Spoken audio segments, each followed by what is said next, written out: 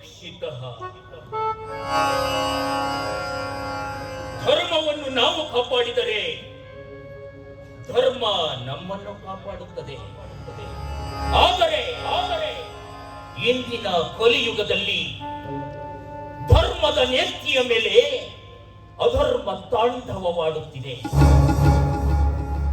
ಈ ಕಲಿಯುಗದಲ್ಲಿ ಧರ್ಮಕ್ಕೆ ಬೆಲೆ ಇಲ್ಲ. ಅದಕ್ಕೆ ಅಧರ್ಮವು ರುದ್ರ ತಾಂಡವವಾಡುತ್ತಾ ಕೇಕಿಯ ಹಾಕಿ ನಗುತ್ತಿದೆ.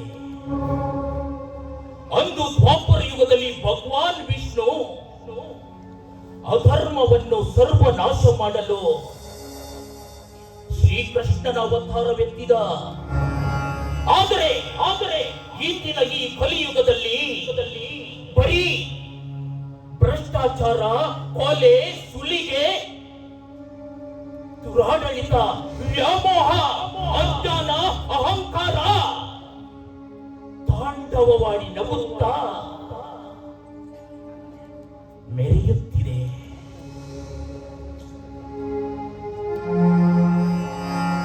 ಅದಕ್ಕೆ ಇವೆಲ್ಲವನ್ನು ಮಟ್ಟ ಹಾಕಿ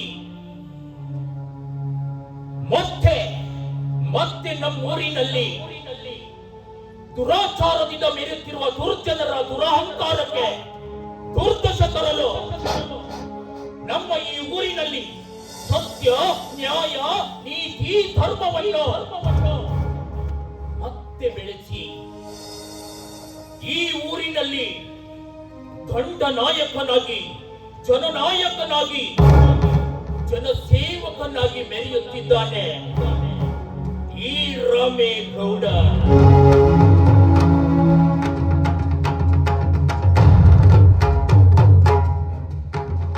ನನ್ನ ಉದ್ದೇಶ ಒಂದೇ ಒಂದು, ಅದು ದಂಡಂ ದಶಗುಣಂ. ರೈತ ನಮ್ಮ ದೇಶದ ಬೆನ್ನೆಲುಬು. ನಾವು ತಿನ್ನುವಂತಹ ಅನ್ನ ಅವನು ಕೊಡುವಂತಹ ಭಿಕ್ಷೆ. ಅಂತಹ ನಮ್ಮ ಬೆನ್ನೆಲುಬಾಗಿರುವ ರೈತನಿಗೆ ಫಸಲಿನ ವಿಷಯದಲ್ಲಾಗಲಿ, ಜಮೀನಿನ ವಿಷಯದಲ್ಲಾಗಲಿ ಯಾವತ್ತೂ ಅನ್ಯಾಯವಾಗಬಾರದು.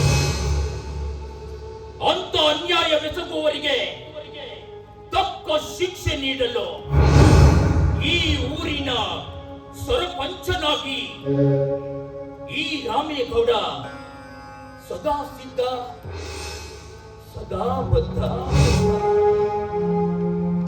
ನಾನು 100 ಕೋಟಿ ಹಣದ ಒಡೆಯ, 1000 ಎಕರೆ ಜಮೀನಿನ ಜಮೀನ್ದಾರ. ಆದರೆ ನಮ್ಮ ಈ ಊರಿನ ಜನರು ಕಷ್ಟದಲ್ಲಿದ್ದರೆ ಈ ನನ್ನ ಸರ್ವ ಸಂಪತ್ತನ್ನು ನಾನು ಮಾರಿಯಾದರೂ ಅವರ ಬೆನ್ನ ಹಿಂದೆ ನಿಲ್ಲುತ್ತೇನೆ.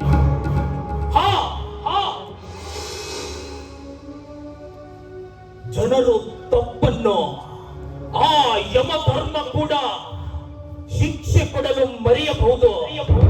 ಆದ್ರೆ ಈ ರಾಮೇಗೌಡ ತಪ್ಪಿದವರಿಗೆ ಶಿಕ್ಷೆ ಕೊಡದೆ ತಪ್ಪುವವನಲ್ಲ. ಅವರಿಗೆ ಶಿಕ್ಷೆ ಕೊಟ್ಟಿದ್ದ ಬುದ್ಧಿ. ಇದು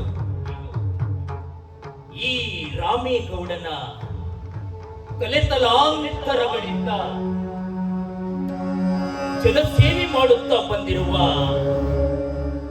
ಗೌಡರ ಮನೆತನ.